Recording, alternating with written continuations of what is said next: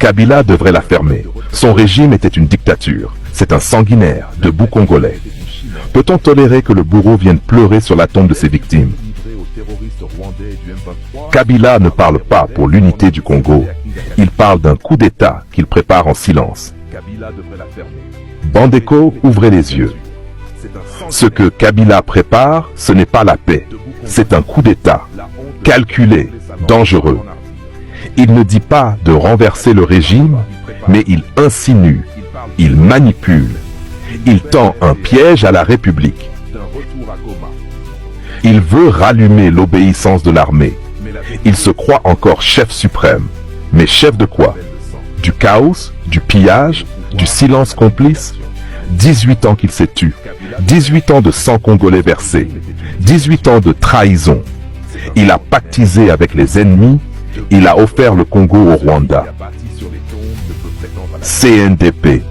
Kabila était là. Et aujourd'hui, il revient. En sauveur? Non, Bandeko. Il revient pour reconquérir le pouvoir. Pas pour nous. Il parle de sacrifice ultime. Mais qui va se sacrifier? Toi? Moi? Ou ses ambitions?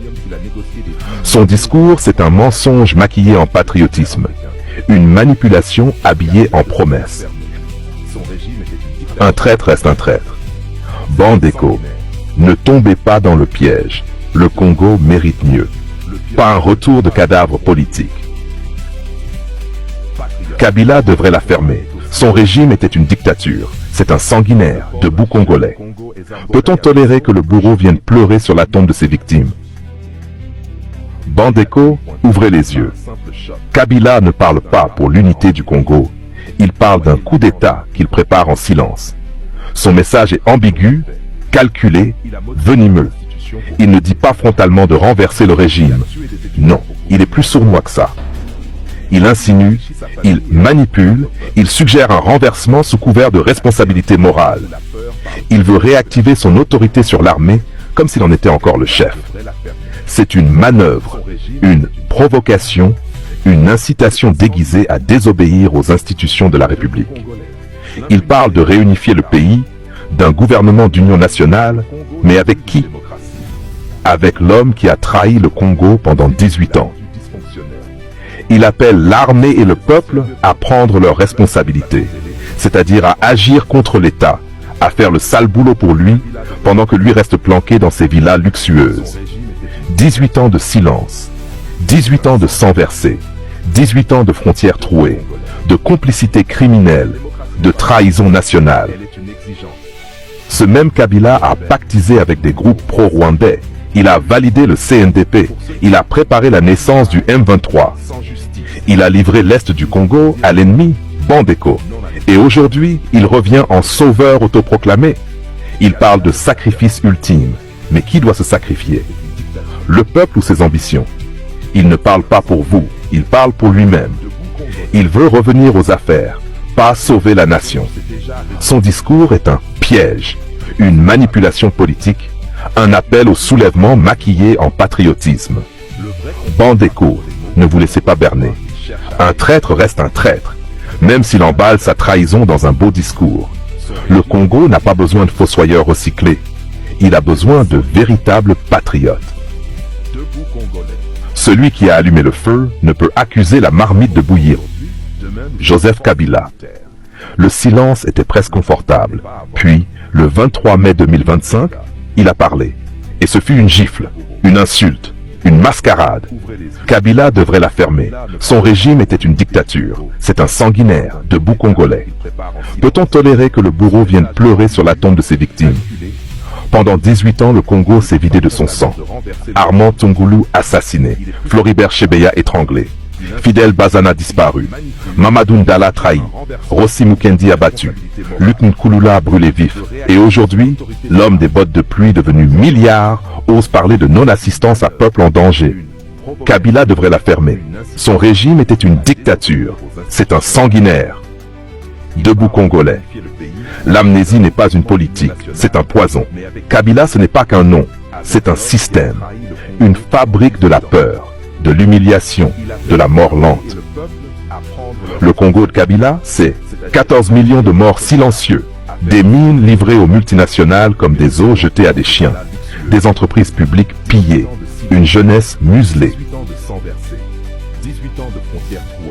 Kabila devrait la fermer. Son régime était une dictature. C'est un sanguinaire. Debout Congolais.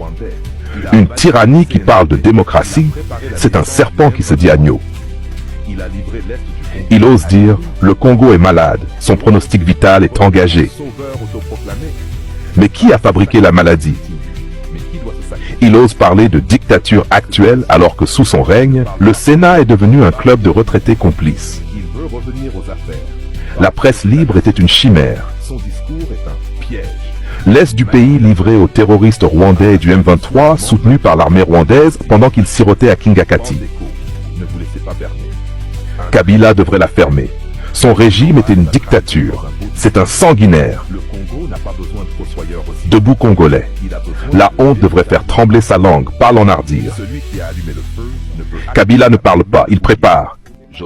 Il parle d'union, d'une nouvelle AFDL, d'un retour à Goma, d'une reconstruction.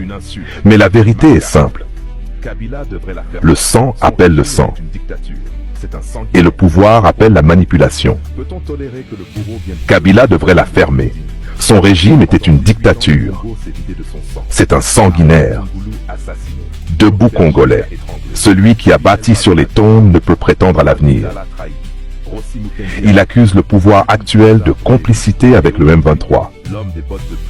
Alors même que des documents secrets de l'ONU confirment le soutien logistique de Joseph Kabila lui-même aux rebelles du M23, dès 2012 pour faire pression sur Kinshasa. Alors même que des témoins affirment qu'il a négocié des deals miniers directement avec Kagame, le Hitler africain. Kabila devrait la fermer. Son régime était une dictature. C'est un sanguinaire. Debout Congolais. Le pyromane ne peut pas jouer aux pompiers. Patriote. Ce combat est aussi un style de vie. Le port d'un t-shirt Congo et Zamboka Yabiso peut choquer plus que 1000 tweets. Lilatemi.com n'est pas un simple shop. C'est un drapeau à enfiler. Soyez l'étendard vivant du changement. Rappelons les faits. Il a modifié la Constitution pour rester. Il a tué des étudiants pour gouverner en silence. Il a enrichi sa famille et appauvri notre peuple. Il a créé un Congo où la peur parle plus fort que la justice. Kabila devrait la fermer. Son régime était une dictature. C'est un sanguinaire. Debout Congolais. L'impunité est l'engrais du chaos. Kabila dit, le Congo n'est plus une démocratie. Mais ce Congo, c'est lui qui l'a rendu dysfonctionnel.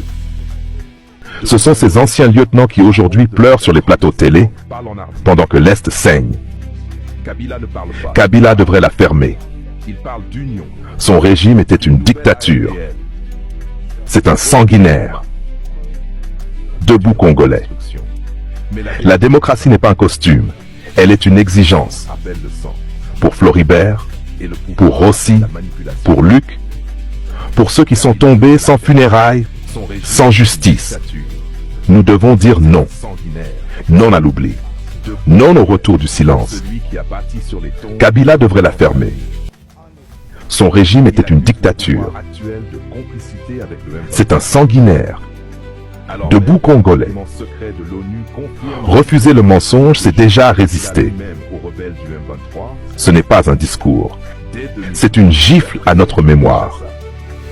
Le vrai combat n'est pas contre les mots, mais contre l'histoire qu'il cherche à réécrire. Kabila devrait la fermer. Son régime était une dictature. C'est un sanguinaire. Debout Congolais. Si nous ne parlons pas aujourd'hui, demain nous serons forcés de nous taire. Le Congo n'est pas à vendre. Ni au Rwanda, ni aux anciens bourreaux. Bisous Moko, on est ensemble.